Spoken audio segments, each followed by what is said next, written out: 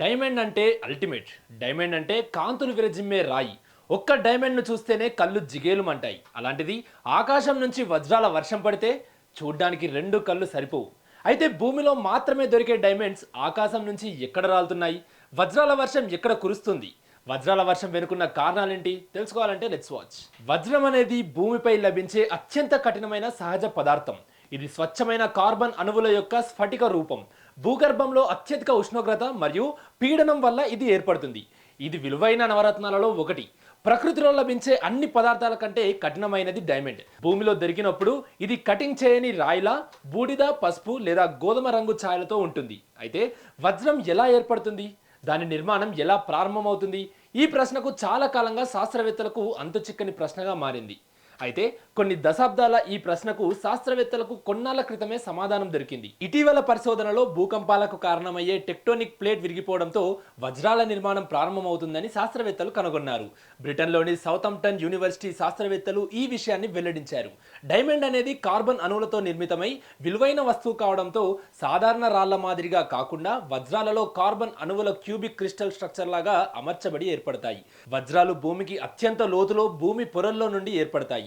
ఈ లోపలి ప్రదేశాన్ని ఎర్త్ మాంటిల్ అంటారు.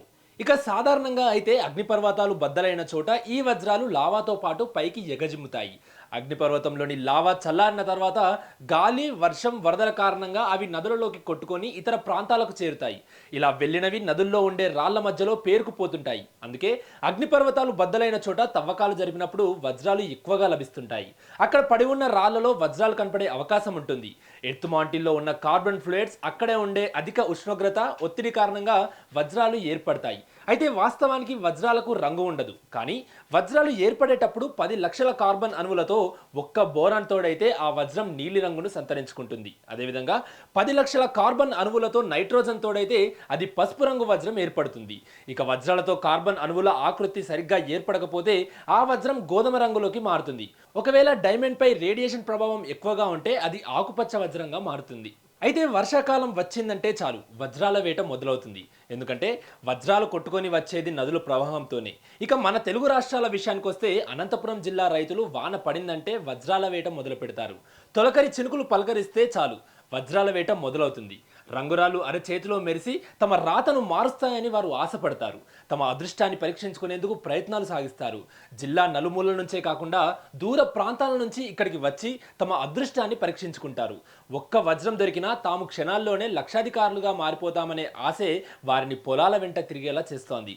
తెల్లవారుజాము నుంచే వజ్రాల వేట ప్రారంభమై చీకటి పడే వరకు ఇది సాగుతోంది. వర్షాలు పడే సమయంలో అయితే ఇవి ఎక్కువగా దొరుకుతాయని నమ్మకం. అయితే వజ్రం దొరికిన వారెవ్వరూ బయటకు చెప్పరు.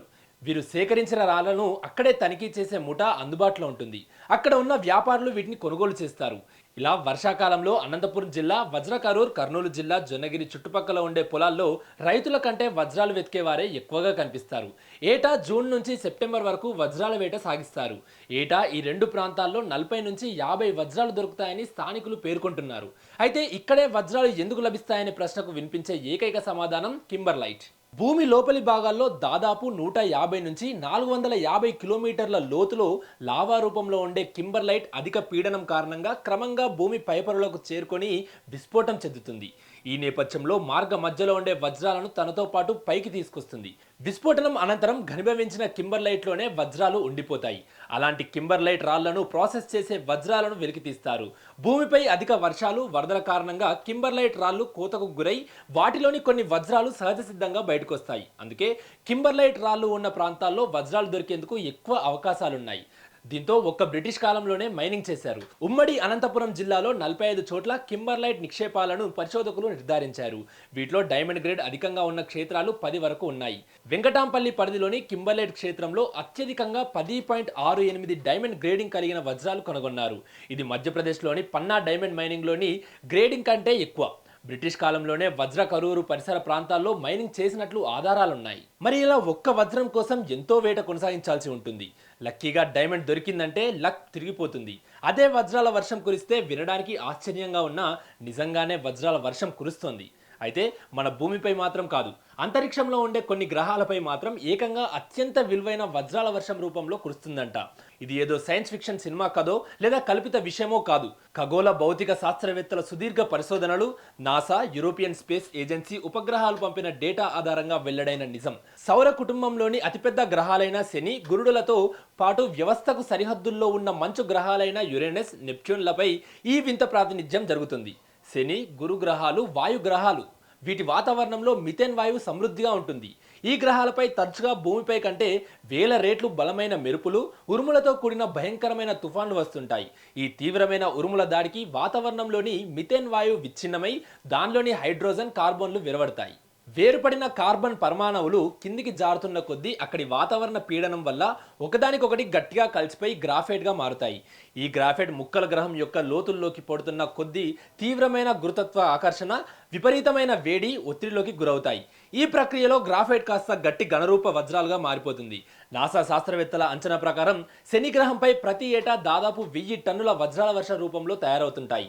అయితే గ్రహం లోపలికి వెళ్లే కొద్దీ ఉండే తీవ్రమైన ఉష్ణోగ్రతలకు ఈ వజ్రాలు కరిగిపోయే ధ్రువరూప కార్బన్ సముద్రాల్లో కలిసిపోతాయి.